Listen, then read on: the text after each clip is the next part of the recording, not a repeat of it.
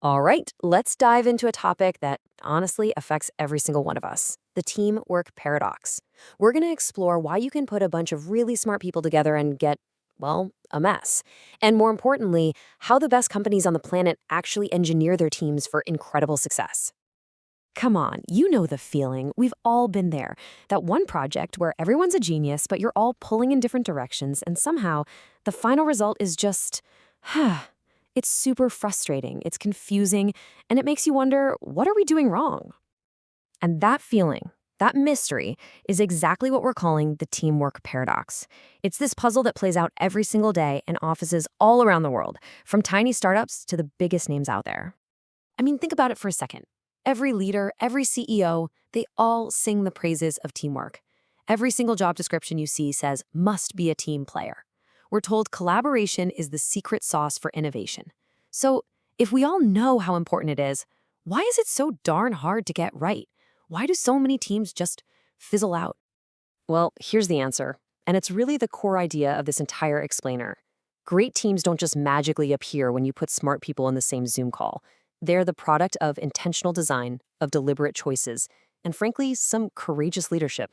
You don't find them, you build them. They have to be engineered. So if we're going to build them, how do we do it?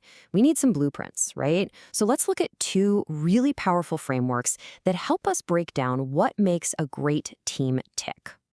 First up, we've got Tuckman stages. This model basically maps out a team's life cycle. It starts with forming, where everyone's new and overly polite. But then comes the critical part, storming. This is where personalities clash and ideas collide. A lot of people think this conflict is a sign of failure. But get this, it's not a bug, it's a feature. You absolutely have to go through the storm to get to norming, where you figure out how to work together, and then finally to performing. That's where the magic really happens. And why is getting to that performing stage so vital? Well, the legendary management thinker Peter Drucker nailed it. In today's economy, real value isn't made on an assembly line.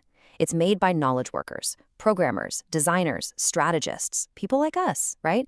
It's about taking all that specialized expertise and weaving it together to create something that no single person could have built on their own. That's the whole point of a team.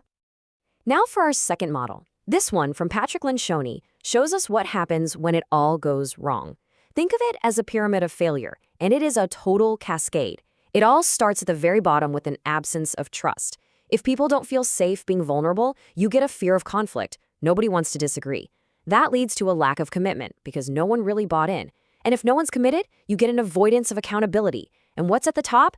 Inattention to results. The whole thing just crumbles if that foundation of trust isn't there.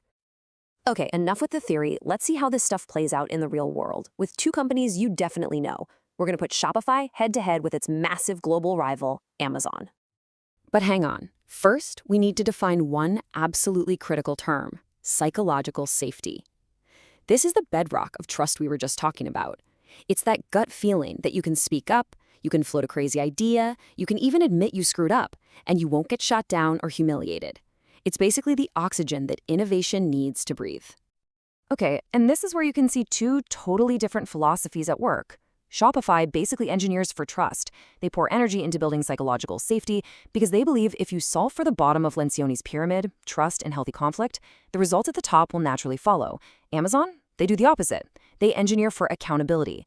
They have systems like their famous disagree and commit principle to guarantee the top of the pyramid, commitment and results, and they believe that intense focus forces teams to sort out the issues below. So, which one is right?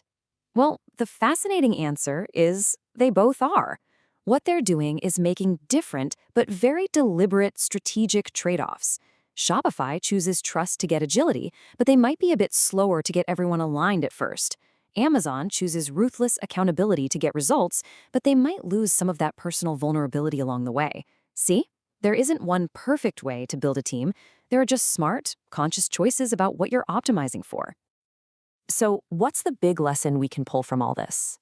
When you look at these models and these two powerhouse companies, there's this one powerful, kind of counterintuitive idea that keeps popping up, and it has everything to do with conflict. So here are the big takeaways. Number one, how you build your team has to serve your strategy. Are you Shopify, building for trust and innovation, or Amazon, building for results and execution? Number two, and this is the big one, productive conflict is a feature, not a bug. Remember Tuckman's storming stage and Lencioni's fear of conflict?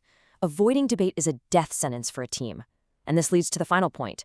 A great leader's job is not to be a peacemaker. It's not to eliminate conflict. It's to harness it and turn that friction into progress.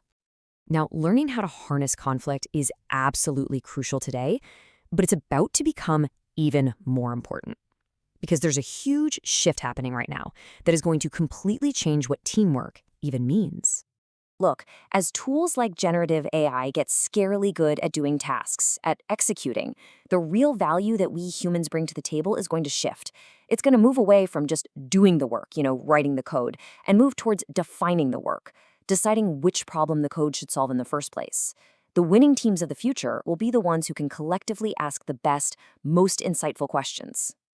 And that's really the final thought I want to leave you with. In a world where AI is increasingly providing the answers, your team's most powerful, most valuable, and most uniquely human skill might just be the ability to ask the right questions together.